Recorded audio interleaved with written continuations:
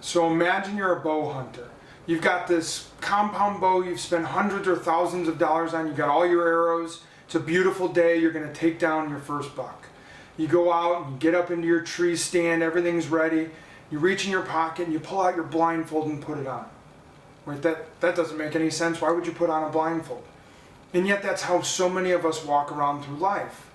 We know there's bucks out there. We want to get a buck, but we put on a blindfold. We're walking around aimlessly. And I'm no different. I did the same thing, and I'll tell you my story. So when I was 25 years old, things were good in life. I had been running a business now right out of college. I had a successful athletic career when I was younger. I got a chance to win a Rose Bowl. Things were good. I was just about to get married. Life is good. Fast forward 2 years and I'm now 27 years old. I had gotten married, but outside of that, nothing really had dramatically changed in my life. Business was slightly better, but nothing spectacular. Life was just life. I wanted success, but nothing dramatic was growing in my life. And I expressed that frustration to a mentor of mine, and he sat me down and he said, okay, we need to start at step one. We need to have an aim. You need to know what you want before you can actually go get it. You're working hard, you want to be successful, this general idea of something special, but you need to know what you really want to accomplish. So I want you to go home and do some homework and come up with your goals, and that's exactly what I did. I wrote down my goals of what I wanted to achieve in 3 years is what he asked me to do. Number 1, be happily married. Number 2, no kids. I wanted kids, just not yet. Number 3, I wanted my business up to $6 million, which would have over doubled its existing size. Number 4, I wanted to do something else. So expand the business, some new line that I would be in, or maybe get my MBA, something more than just what it was at the current time. I wanted to quit smoking on a personal level. Wanted my weight under 240. I was up to 300 pounds as an alignment, so I wanted to drop a good amount of weight. I wanted to find at least 1 to 2 strong partners, business partners for the future. I wanted to strengthen my relationship with God, and my wife and I had an area of our neighborhood where we wanted to purchase a house. Southwest Woods it was called.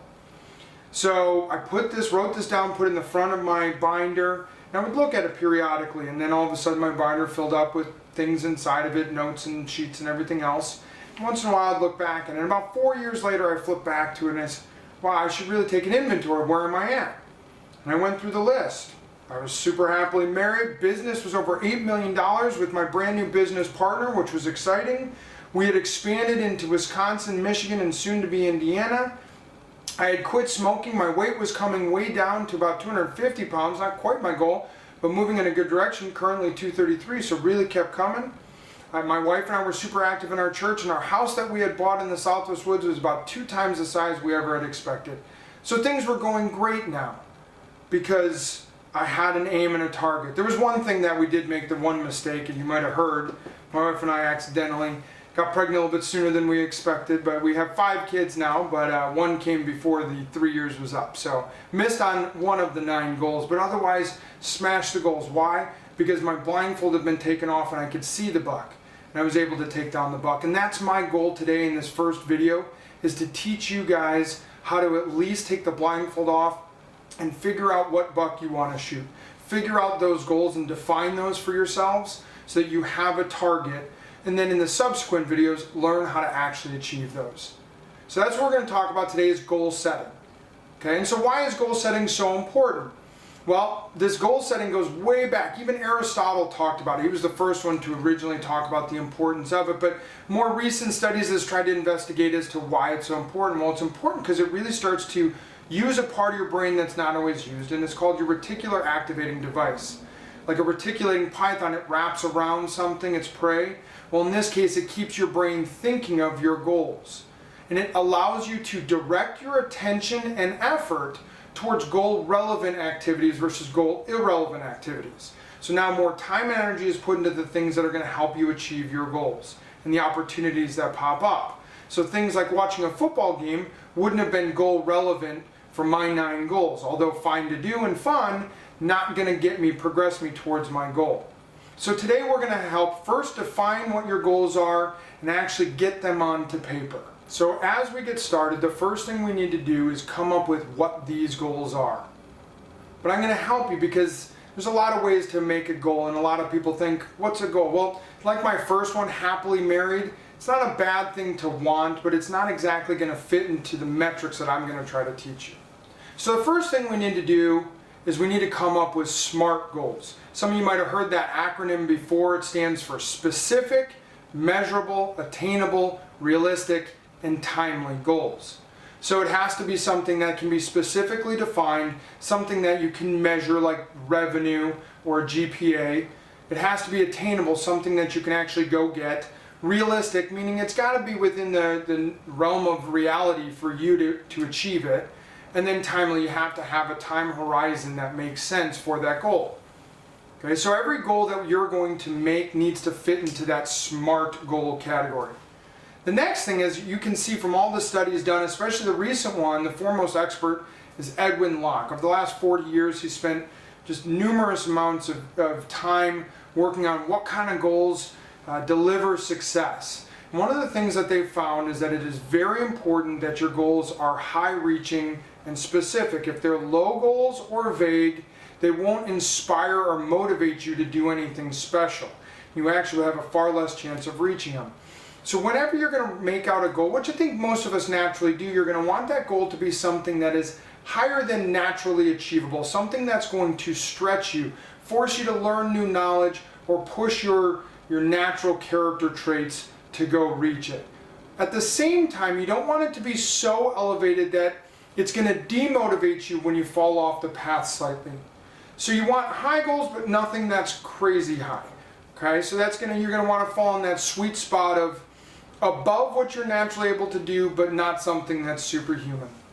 The third component to your goals is you're going to need to make sure you write them down. And we're going to do that. That's going to be the exercise that comes at the end, is we're actually going to make the goals and write them down. Why is writing them down so important? What's it matter if they're in my head or they're written down? Well, this actually goes to something that they did at Cornell University. They did the Cornell Endowment Study. When you write it down, you tend to have more ownership over something. And why is ownership so important? Well, what Cornell found was that when you own something, you value it twice as much as something that you don't own but might get. Okay, and so the way they did it was they handed out to a bunch of people coffee mugs. And they said, well, this coffee mug is yours, you own it now. But if you want, you can trade it in for this chocolate. And they had an equal value of chocolate. And very few people turned in the mug to take home the chocolate. And then they reversed the study on a new group of people, and they gave them all chocolate. And they said, well, here, if you'd like, you can take home the coffee mug instead. And what they found is that most people wanted to now just take home the chocolate. And that what they surmised was that people, once they had ownership over something, they valued it again twice as much as the chocolate or coffee, whichever group you were a part of. So writing down your goals is going to give you an immediate amount of ownership over those goals. And then the fourth thing is, I want you to now go preach your goals and tell your goals to someone else. Maybe it's a mentor, like in my case. Maybe it's a boyfriend or girlfriend. Maybe it's your roommate, your parents, teacher, a coach. Speak about these goals. Talk to people, because what that's going to do is it's going to force you to be more accountable to them. And now that friend of yours or mentor can hold you accountable to goal-relevant activities versus those goal-irrelevant activities. So first thing we got to do, we got to make our goals. That's step one. I just gave you the outline on how to make them. Number two is now we want to create a plan or chunks of these goals. We want to break the goals down into smaller chunks, or some people call it a budget. So to give you an idea, like I had said, I wanted to get to 240 pounds. I weighed 300 pounds and I had 3 years to do it. That's 20 pounds per year. So instead of saying I want to lose 60 pounds in 3 years, now I could break it down and go, I want to lose 20 pounds this year, which is about 2 pounds a month, which makes it much easier for me to digest the goal, no pun intended. And so to make sure that I was able to focus on small things I could do to achieve my 2 pounds per month goal, what ends up happening is I start losing 3 and 4 pounds per month, and I get way ahead of things. Now I get more motivated, build up steam, and I can lose the weight even faster. So the same thing works for all your goals. You're going to want to break them into smaller chunks or pieces, which are easier for you to understand and easier for you to go get those small pieces. And if you miss on them, maybe heighten your level of activity to reach the bigger target. And then the last thing I want you to do, just like I did, is I want you to write down the dangers to achieving those goals. And I'll tell you what some of my dangers back then were. I wrote them down. Dangers to be eliminated. One of them that makes a lot of sense was not falling in love with my liabilities. What I meant by that was I needed to make sure I didn't spend a bunch of money on other debt. So go and buying a new car or buying TVs or things like that were going to take me steps away from achieving that goal of purchasing the house, or make me less able to go start a new business or things like that, because I had all of these other things I had spent my money on. So that was one of my dangers if I wanted to achieve my goals, was making sure I don't do that. Another danger listed was making sure I keep up my motivation for them. So I wanted to think through each of my goals and make sure I didn't fall into the dangers or the traps.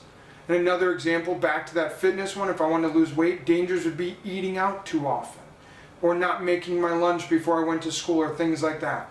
So making sure that you list off what things are going to impede your process from reaching your goals. Because if you don't know what are the speed bumps in the way, sometimes you might not be able to avoid them. So again, first we're going to make our goals, then we're going to break them into smaller pieces, then we're going to write out what's going to stop us from doing them. So now let's get into our exercise so that we can prepare to make our goals for our future.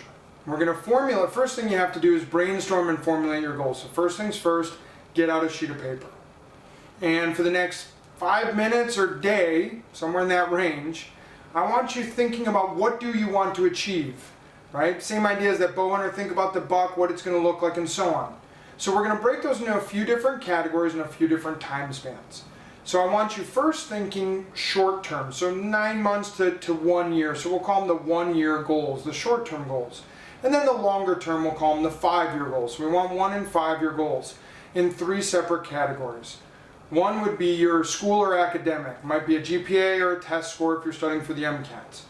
We want your personal goals. So might be spiritual, fitness, financial, social, family type goals. And then the last one would be career-based. So things like, if you're doing the College Works internship, I would be teaching someone to have a revenue target or a profitability target or customer service, whatever is important to them. Now the key to all of this, they have to matter to you. You have to have a motivation to achieve them, otherwise we're just all wasting our paper and breath on them. So it's got to be something. So if you don't have fitness goals, don't put those down, but put all of those personal goals in one category, school or academic, and lastly career, and separate them into we want a 1 year and a 5 year category. Okay, so write those down. They don't have to be nice or neat on the sheet of paper. Then I want you to compare them to the SMART goals. And are they specific, measurable, attainable, realistic, and timely? Make sure you have a time span to them, and if you don't, put that in there. If they're not specific enough, if you just say I want to be profitable, well, is that 3% or 30%? You need to put in there exactly what profitability you want, or at least a pretty close range. Okay, so we want them to fit into that SMART goals. Are these high enough? Are these pushing myself outside of my comfort zone or not? Okay? Then I want you to take these goals, and after you've really thought them through and you know these are your goals, I want you to then kind of put them on a nice clean sheet of paper that you can put in a place where you see them a lot, like I did in the front of my binder. Maybe you put them up on your mirror or in the front of your class binder or something like that. And then I want you to go share them with all of your friends. Okay? And then the last little thing to do is next to each of the goals, break them down into smaller pieces. If you say you want a 3.6 GPA on the year, maybe break that down semester by semester, break it down class by class, and maybe even go as deep as going in the next set of tests or quizzes or midterms, what do I have to achieve in each class to stay on target. Okay?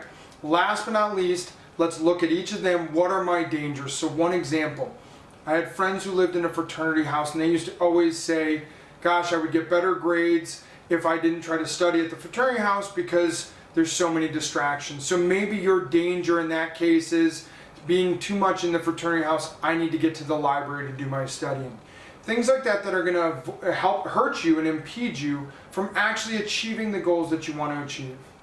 I've worked, like I said, with thousands of college students, and nothing brings me more joy than to watch them actually achieve what they want to achieve and start to grow as people and really break out of that 12 million college students doing the same thing and not achieving as much as they want to? Well, the first thing you have to do is you have to set out your aim or your target or your bullseye. Know what you want to achieve. Our next video coming up is going to talk about developing discipline and habits now to actually go and achieve those very goals that you want to achieve, whether it be to quit smoking or that 3.6 GPA. All of you can have what you want, but first you have to know what that is, and then you've got to start taking actions on it. So we'll see you in about a week or two with the discipline and habits videos. Hopefully you got some awesome goals and you're well on your way to success. Thanks and have a great day.